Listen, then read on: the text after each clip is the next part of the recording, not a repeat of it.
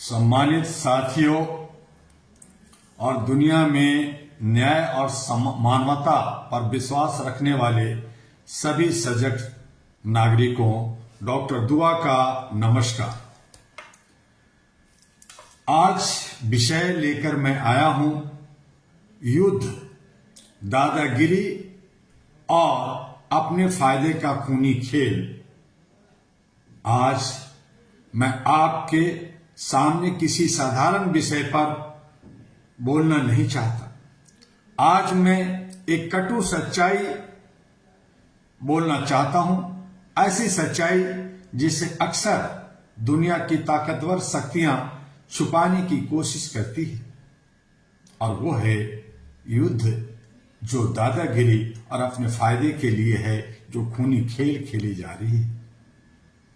दुनिया को बार बार बताया जाता है कि युद्ध सुरक्षा के लिए होते, राष्ट्र की रक्षा के लिए होते, धर्म या विचारधारा की रक्षा के लिए होते।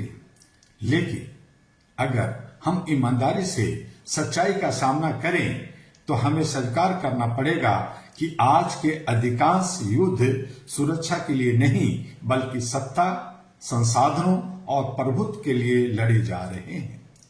युद्ध का असली चेहरा राजनीतिक स्वार्थ, आर्थिक लालच और वैश्विक दादागिरी है। युद्ध मानव इतिहास का हर पन्ना यह गवाही देता है कि युद्ध ने कभी भी अस्थायी शांति नहीं दी। हर युद्ध के बाद दुनिया को क्या मिला? लाखों कब्रें, बर्बाद शहर, भूखे और बेघर लोग और पीढ़ियों तक चलने वाला दर्द। जब एक मिसाइल किसी शहर पर गिरती है तो वह केवल दीवारें नहीं तोड़ती, वह एक सभ्यता की आत्मा को घायल कर देती है।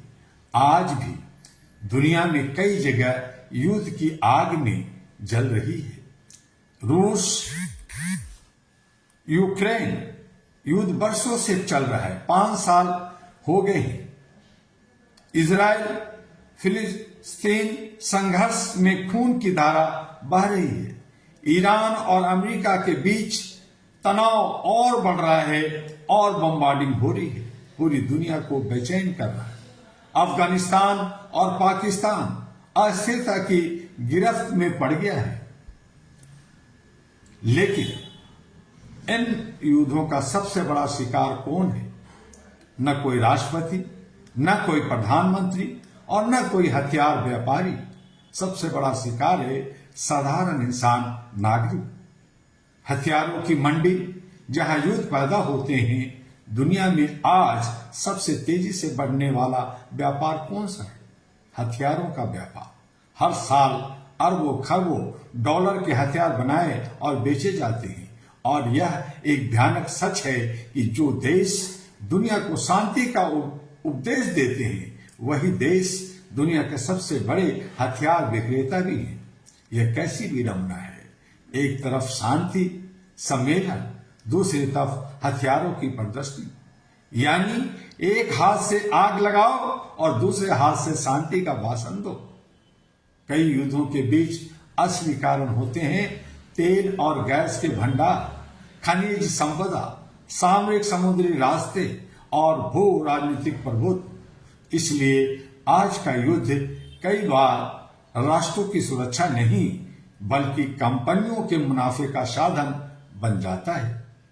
अंतर्राष्ट्रीय कानून ताकतवरों की सुविधा के अनुसार बना हुआ है। दुनिया में अंतर्राष्ट्रीय कानून इसलिए बनाए गए थे कि शक्तिशाली देश भी नियमों से बंधे रहे।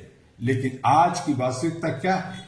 जब कोई कमजोर देश गलती करता है तो उस पर तुरंत प्रतिवाद, दबाव और कार्रवाई होती है। लेकिन जब कोई शक्तिशाली देश वही काम करता है तो दुनिया अक्सर चुप रह जाती है। यह दोहरा मापदंड केवल अन्याय नहीं है, यह मानवता के साथ धोखा है। अगर कानून सबके लिए बराबर नहीं है तो वह न्याय नहीं, राजनीतिक हथियार बन जाता है। आज दुनिया के पास इतने परमाणु हथियार हैं कि पृथ्वी को कई बार खत्म किया जा सकता है। अगर कभी बड़ी शक्तियां सीधे युद्ध में उतर गई तो वह केवल एक क्षेत्रीय संघर्ष नहीं होगा, वह होगा तीसरा विश्व युद्ध। और तीसरा विश्व युद्ध किसी देश की हार या जीत का प्रश्न नहीं होगा, वह होगा मानव सत्ता के अस्तित्व का प्रश्न। इसलिए हमें समझना होगा कि आज युद्ध का मतलब केवल युद्ध नहीं है, बल्कि पूरी मानवता के भविष्य से खेलना है। AHRA global, all India human rights association global मानवता की आवाज है। ऐसे समय में जब दुनिया में भय, हिंसा और स्वार्थ की राजनीति बढ़ रही है, तब सिविल सोसाइटी की जिम्मेदारी और बढ़ जाती है। AHRA global, all India human rights association सिर्फ एक संगठन नहीं है, यह एक आवाज है अन्याय के खिलाफ। यह एक संकल्प है मानव अधिकारों की रक्षा का।